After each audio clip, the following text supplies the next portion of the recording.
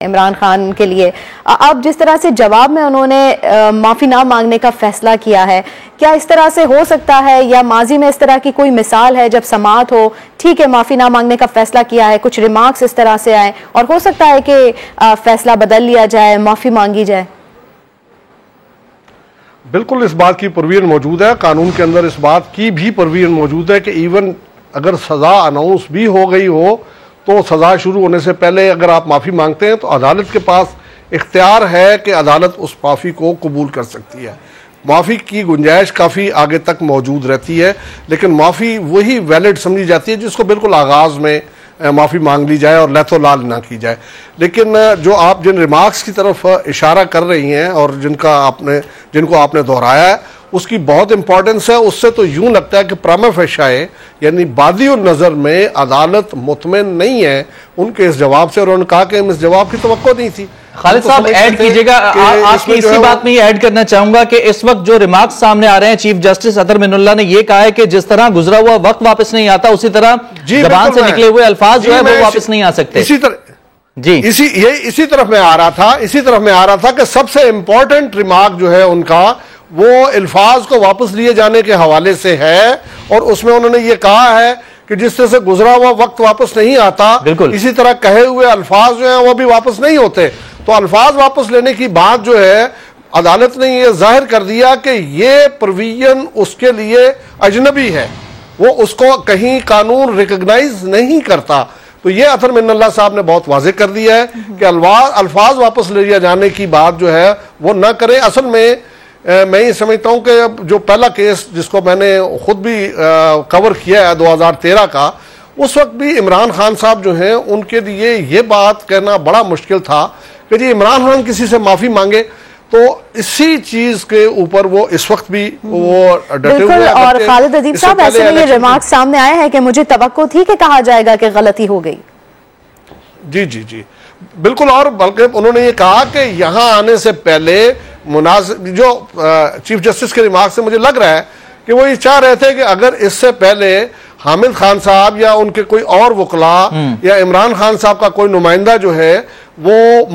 उन फाजिल जज साहिबा को, ज़ेबा चौधरी साहिबा को कांटेक्ट करते और उनको कहते कि जी हमें आप पे एतमाद, ये लफ्ज़ कहे हैं अतर मिनुल्लाह साहब ने कि आप उनको कहते कि हमें आप पे एतमाद है क्योंकि वो एक आम आदमी की अदालत है, और वहां जाके आपने इसमें कोई माजरत की होती तो शायद ये कोई एक्सेप्टेंस वाला मामला जो है। मैं बिल्कुल आगाज में जो आपसे बात कर रहा था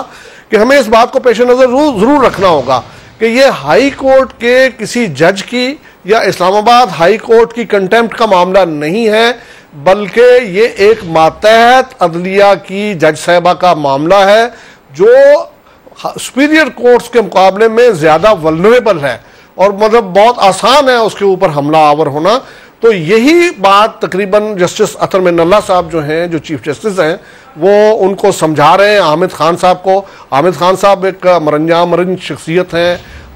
जज साहिबान उनका बहुत एहतराम करते हैं, उनका बहुत बड़ा रोल है अदलिया की आज़ादी की जो जदोजहद है उसमें। प्रैक्टिकली उन्होंने ऐसे वक्त में भी मैंने उनको खड़े देखा है जबकि बहुत से सियासी रहनुमा जो हैं वो भी गायब हो जाते थे, उस वक्त हामिद खान साहब जो हैं वो अदलिया के लिए खड़े रहे। तो इस लिहाज से उनका एक बड़ा एहतराम है, इसीलिए उनको मुखातिब करके और अपनी तवक्कुआत जो हैं अतर मिनुल्लाह साहब उनके सामने जो है वो बयान कर रहे थे कि हम तो ये समझ रहे थे कि गलती मान ली जाएगी, जज साहिबा जो हैं उनको भी कंसोल किया जाएगा, और उसके बाद आप यहाँ आएंगे और यहाँ आके आपने तो एक मुकम्मल तौर पे जो जवाब दिया है वो एक बादियों नज़र में अदालत ने, मुझे नहीं पता शाम को क्या फैसला करते हैं, लेकिन इस वक्त तक अदालत ने उस पर अदम इत्मीनान का इजहार अदालत की तरफ से आ रहा है। और ख़ास तौर पे जो आखिरी जुमला इमरान खान साहब ने अपने जवाब में लिखा था कि अगर ये समझते हैं कि कोई इस किस्म की किसी की दिल आज़ारी हो गई है या इससे कोई अदलिया की आज़ादी पे हर्फ आ रहा है तो मैं अपने अल्फाज वापस लेने के लिए तैयार हूँ। तो उस पेशकश के जवाब में बहुत वाज़े अल्फाज में चीफ जस्टिस अतर मिनुल्लाह ने कह दिया है कि जिस तरह गुजरा वक्त वापस नहीं आता, इसी तरह से जो कहे हुए अल्फाज हैं वो भी वापस नहीं दिए जा सकते। गोया ये प्रोविजन या ये उनका जो डिफेंस है उसको तो कबूल नहीं किया जाएगा, और मामला अगर आगे बढ़ेगा तो फिर माफ़ी ही की तरफ आएगा। लेकिन मैं ये समझता हूँ कि उसमें मैं नईम हनीफ साहब की बात से भी इत्तफाक करता हूं, और ख़ुद मैंने जो 2013 की प्रोसीडिंग है उसमें भी जो तर्ज अमल मैंने देखा है, वो जब माफ़ी की बात कही जाती थी तो इमरान खान साहब जो हैं वो उसको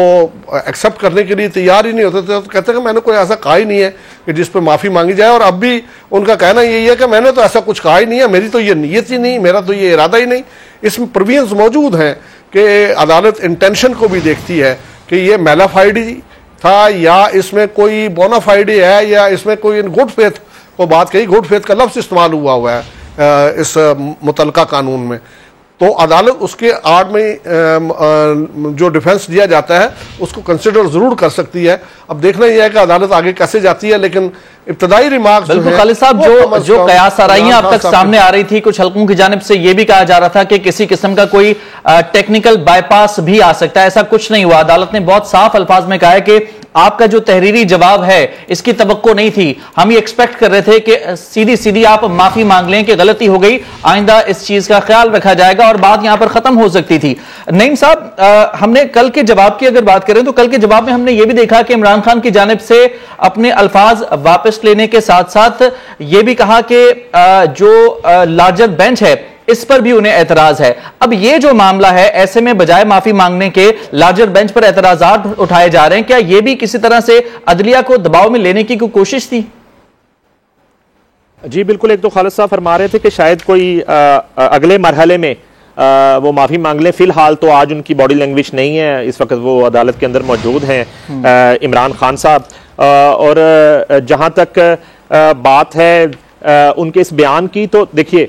उन्होंने जो है, मैं दोबारा वो रिपीट मुझे करनी पड़ती है बार बार बात, कि असल में ये मामला शुरू कहाँ से हुआ। जब उन्होंने ये धमकी आमेज गुफ्तगू की मोहतरमा जज साहिबा के हवाले से, तो दर हकीकत अपने तमाम फॉलोअर्स को वो ये बता रहे थे, और एक सोशल मीडिया के उनके जो जत्थे हैं उनको ये बता रहे थे कि ये जो खातून हैं जज साहिबा, ये पीटीआई की कोई बहुत बड़ी मुखालफ और बहुत बड़ी दुश्मन है, और ये एक उकसाने के जिम्रे में आता है, और ये एक बड़ी खतरनाक सूरत हाल है। और बाकी जो उनके जवाब में ये कह देना कि